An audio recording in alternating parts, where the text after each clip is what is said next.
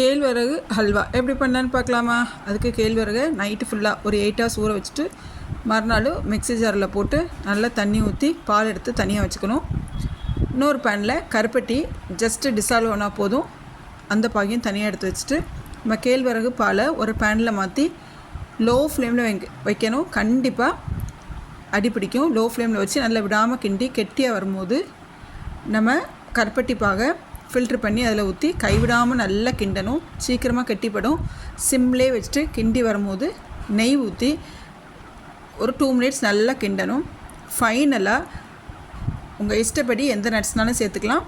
Cashews, பாதாம், பிஸ்தா. நான் இன்றைக்கி பாதாம் தான் சேர்த்துருக்கேன். பாதாம் சேர்த்து ஒரு கிண்டிட்டு சர்வ் பண்ணி பாருங்கள். அட்டகாசமாக இருக்கும். லீவ் விட்டு குட்டீஸ்லாம் வீட்டில் இருப்பாங்க, ஏதாவது ஸ்வீட் செஞ்சு கொடுக்கணுமே ஹெல்த்தியாக அப்படின்னு யோசிக்கிற டைமில் டக்குன்னு இந்த ஸ்வீட்டை பண்ணிடலாம். கண்டிப்பாக ட்ரை பண்ணுங்கள்.